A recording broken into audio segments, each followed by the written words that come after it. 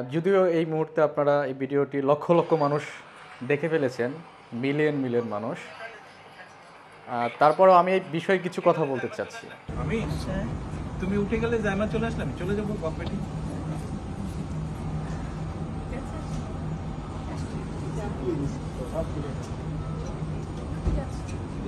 আমি কেন এই বিষয় নিয়ে কথা বলছি সেটার তো অবশ্যই একটা ব্যাকগ্রাউন্ড আছে পেছনে। বিষয়টি হচ্ছে, আজকে আপনারা যে সিনারিওটা দেখলেন, আপনারা বাংলাদেশে আরেকটা ফ্যামিলি আছে, সেই ফ্যামিলির সাথে কিছুটা কম্পেয়ার করবেন। খালেদা জিয়া, তারেক রহমান বা তাদের কথাবার্তা চালচলনের মধ্যে যে আভিজাত্য ফুটে ওঠে, আরেকটা তো ফ্যামিলি আছে, আপনারা তাদের দেখবেন তাদের কথাবার্তা কত নোংরা, কুৎসিত, কত জঘন্য এবং প্রতিহিংসায় ভরপুর। খালেদা জিয়াকে নিয়ে হেন কোনো বাজে মন্তব্য তারা মানে বাদ যায়নি। তো আপনারা কখনো খালেদা জিয়ার মুখে এখন পর্যন্ত ওই পতিত সরকার, পালিয়ে যাওয়া সরকার, যে মহারানী ভারত এখন পালিয়ে আছে, তাকে নিয়ে কখনো সিঙ্গেল কোনো শব্দ, তাকে নিয়ে প্রতিহিংসামূলক কোনো কথা বলেছে? বলে নাই। কেন বলে নাই? এটা হচ্ছে পারিবারিক শিক্ষা, এটা কিন্তু পড়াশোনা বা হচ্ছে একাডেমিক শিক্ষাতে শিক্ষা অর্জন হয় না। খালেদা জিয়া মানেই হচ্ছে বাংলাদেশ, গণতন্ত্র মানেই হচ্ছে বাংলাদেশ, এটা কিন্তু হচ্ছে এখন আস্তে আস্তে মানুষের কাছে প্রতীয়মান হচ্ছে। খালেদা জিয়া তিনি যে আপসীন নেত্রী, দেশের জন্য সংগ্রাম করে গেছে। সেই ৭১ সালে তিনি যখন পাকিস্তানি কারাগারে বন্দী ছিলেন, তার স্বামী ছিল হচ্ছে যুদ্ধ ময়দানে, কিন্তু আমরা আরেকজন নেতাকে দেখেছি, তিনি পাকিস্তানে পালিয়ে গিয়েছিলেন যুদ্ধে ঘোষণা না দিয়ে। তো এটা হচ্ছে অনেক আগের আলাপ, সেই আলাপটি আমি পারতে চাচ্ছি না। বেগম খালেদা জিয়া তিনি বাংলাদেশে ফিরছেন, আজকেই তিনি রওনা হবেন এবং কালকে 10টায় তিনি ঢাকা বিমানবন্দরে পৌঁছাবেন। আমরা আশা করি কোটি কোটি মানুষ ঢাকা তারা নামবে এবং খালেদা জিয়াকে অভ্যর্থনা জানাবে, উষ্ণ অভ্যর্থনা। তো এখানে আরেকটি বিষয় লক্ষণীয়, আপনারা দেখেন তো, আরেকটি যে পরিবারের কথা আমি বলতেছিলাম আপনাদেরকে, সেই পরিবারের যে সুযোগ্য সন্তান জয়ের ওয়াইফকে আপনারা কি কখনো দেখেছেন? তার নাম, তার পরিচয়, বা হচ্ছে শেখ হাসিনার মেয়ে সাইমা ওয়াজেদ পুতুল, তার হাজব্যান্ডের নাম কি? জয় যাকে বিয়ে করেছে, সে একজন ইহুদি খ্রিস্টান, আবার তার সাথে হচ্ছে ব্রেকআপও হয়ে গেছে, তাকে আবার ডিভোর্সও দেওয়া হয়েছে। এটা নিয়ে নানা ধরনের কেলেঙ্কারি আছে। তার মেয়ের জামাইকে কিছুদিন আগে ডিভোর্স দিয়েছে পতিত সরকার, পালিয়ে যাওয়া সরকার, তিনি পতন হওয়ার কিছুদিন আগে। এবং সেটার পিছনে আরেকটা ব্যাকগ্রাউন্ড আছে, কেন সাইমা ওয়াজেদ পুতুলকে তার মেয়ের জামাই ডিভোর্স দিলেন।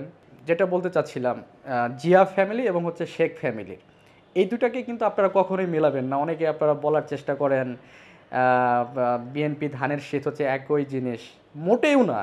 কোথায় হচ্ছে আগরতলা আর কোথায় হচ্ছে আপনার চকিরতলা, এটার সাথে কখনো হচ্ছে আপনি মিলাতে পারবেন না।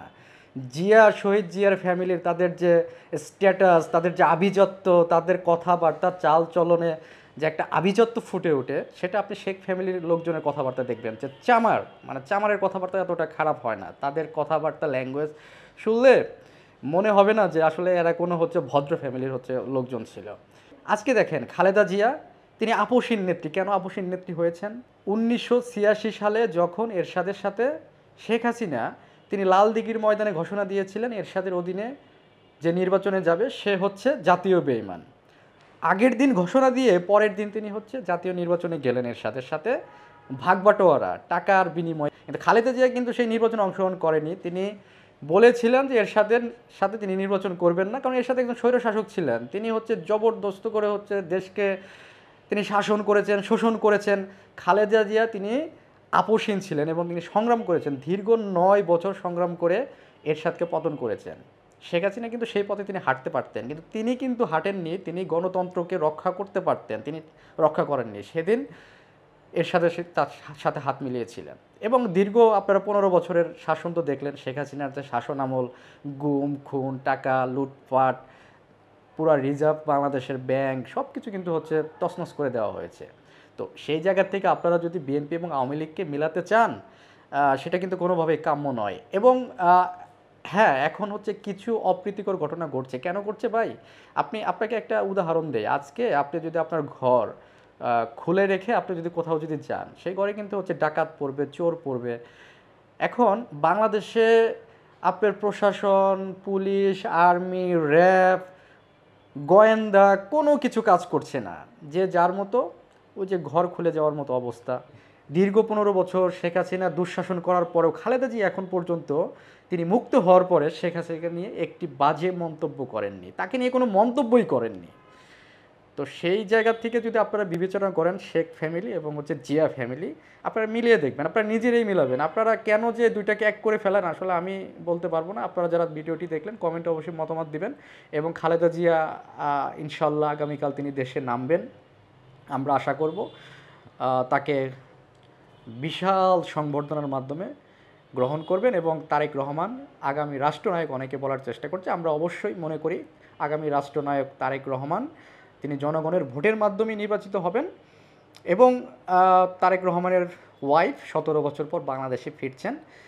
আমরা আশা করব তারেক রহমানের ওয়াইফ তিনিও রাজনীতিতে যুক্ত হবেন, কারণ তার মতো একজন সুযোগ্য, যিনি 1995 সালে বিসিএসে স্বাস্থ্য বিসিএসে তিনি প্রথম হয়েছেন পরীক্ষায়, তার মতো মেধাবী অবশ্যই বাংলাদেশে প্রয়োজন আছে। তাকে কাজে লাগাতে হবে, তাকে রাজনীতিতে আসতে হবে। রাজনীতিতে সুস্থ ধারার উচ্চ শিক্ষিত, উচ্চ মন মানসিকতার মানুষ বেশি বেশি আসতে হবে। সেই জায়গা থেকে আমরাও আশা করি তারেক রহমানের ওয়াইফ তিনি অতি দ্রুত বাংলাদেশ জাতীয়তাবাদী দলে তিনি নাম লেখাবেন। আমরা অবশ্যই তারেক রহমানের ওয়াইফকে স্বাগত জানাবো বাংলাদেশের রাজনীতিতে। অবশ্যই জিয়া ফ্যামিলির কাছে আমাদের প্রত্যাশা অনেক বেশি। শহীদ জিয়াউর রহমান যেভাবে যুদ্ধের সামনে থেকে নেতৃত্ব দিয়েছিলেন, স্বাধীনতার ঘোষণা দিয়েছিলেন, তারই রক্ত বাংলাদেশে নেতৃত্ব দিবে, সেটাই আমরা আশা করব। তো আপনারা যারা ভিডিওটি দেখলেন অবশ্যই মতামত দিবেন।